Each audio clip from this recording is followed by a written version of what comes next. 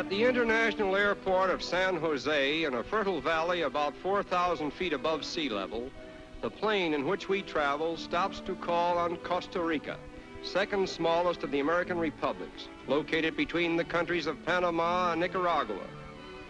This is the terminal station in Central America for the various airways operating between North and South America, and it is regarded as one of the best in the world. The passengers who come and go from here are an interesting conglomeration of people representing practically every race, color, and creed in the world. A few miles from here, we visit the capital city, which has a population of about 70,000 inhabitants. Unlike many important cities of Latin America, San Jose was not founded until long after the Spanish conquest. It became the capital of Costa Rica in 1823. There is a unique story in the history of Costa Rica about the American filibuster, William Walker, who, with the help of a gang of brigands, made himself dictator of Nicaragua and then attempted the conquest of Costa Rica. He was defeated and shot, but the United States paid Costa Rica an indemnity of $26,704 because of Walker's activities. This unique monument commemorates the victory over Walker's unsuccessful attempt to make himself dictator of Central America. Since the hectic days of William Walker, Costa Rica has had few revolutions, and most of them have been bloodless. Until recent years, the country had 6 times as many teachers as soldiers, and more than a third of its receipts were spent to improve the life of the working man.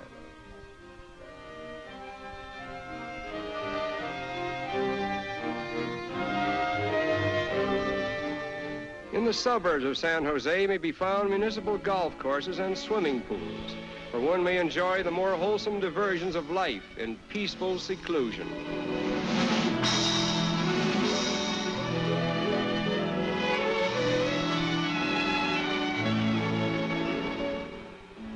The Spaniards who first occupied Costa Rica came from northern Spain, and they were not so much conquistadores as farmers, settlers, and family men. Their pure-blooded descendants, now representing over 80% of the country's population, are a living tribute to their memory. Modern Costa Rican girls in particular are noted for their culture, intelligence, and personality.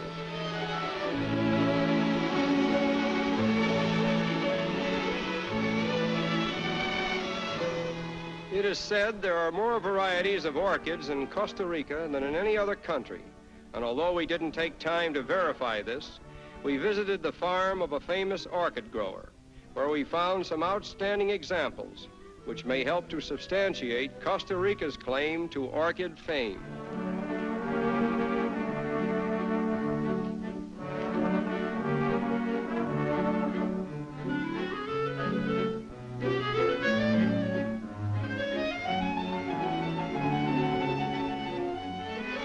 These delicately beautiful flowers are the most complex in the floral family, and the art of developing them from wild species into cultured varieties is a supreme achievement. Over 15,000 species and varieties are known throughout the world. Although Costa Rica is noted for its modern highways, this quaint transportation system is still in vogue, and no small amount of the country's produce is transported in this manner. The farmers vie with each other in decorating their handmade carts, the wheels of which often look like the tops of roulette tables. Even the wooden bars that are strapped to the horns of the oxen receive their share of the painted decorations.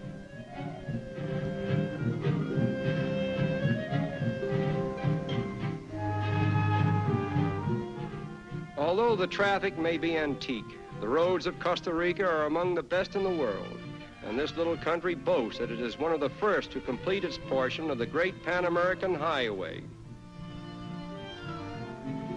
Among the scenic marvels of Costa Rica are her volcanoes, the best known of which are Poas, 9,000 feet above sea level, and possessing the largest crater in the world, and its sister volcano, Iratsu, dominating the central plateau of the country.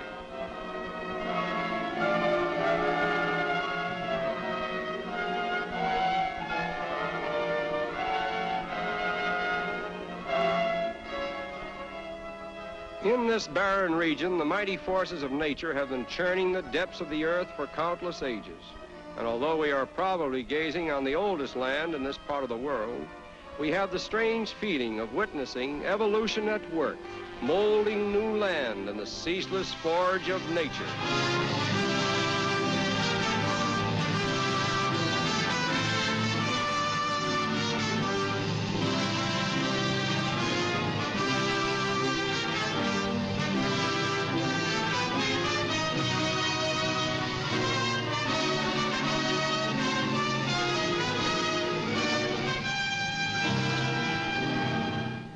In 1502, when Columbus landed on the shores of this country, he christened it Costa Rica, meaning rich coast. But it is not the wealth of gold and silver and other valuable mineral deposits which makes Costa Rica a rich country, for mining has not been developed as a dominant industry, and the continued economic prosperity of the country is dependent upon its plantations and small farms. Next to coffee, bananas are the chief crop of export, and the investment in banana plantations is valued at over $23 million. Costa Rica was the first Central American nation to export bananas to the British Isles and Europe. This region was once a dense tropical forest, which has now succumbed to the developing hand of man. Water chemists locate supplies of water for irrigating the plants. Although about 3/4 of all American banana lands are in heavy rainfall zones, new modes in cultivation demand even more water.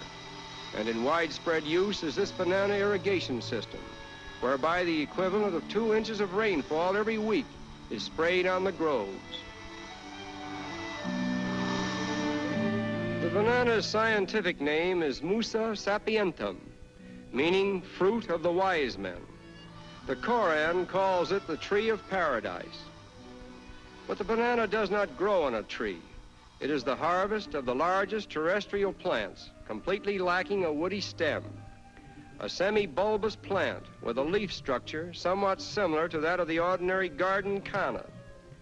The true stem is underground. It is a crop that cannot be ripened successfully on the plant, and the harvest must be cut green. On the modern banana plantation, routines of planting and pruning are such that the fruit can be cut for market every week and virtually every calendar day of the year, thereby making it a perpetual harvest. A hill comes into bearing within 12 months after planting, and one hill frequently produces about 2 bunches a year for as many as 25 or 30 consecutive years. At the loading stations, the bananas are thoroughly cleansed and purified before packing them into cars, which start them on their long journey into the banana markets of the world.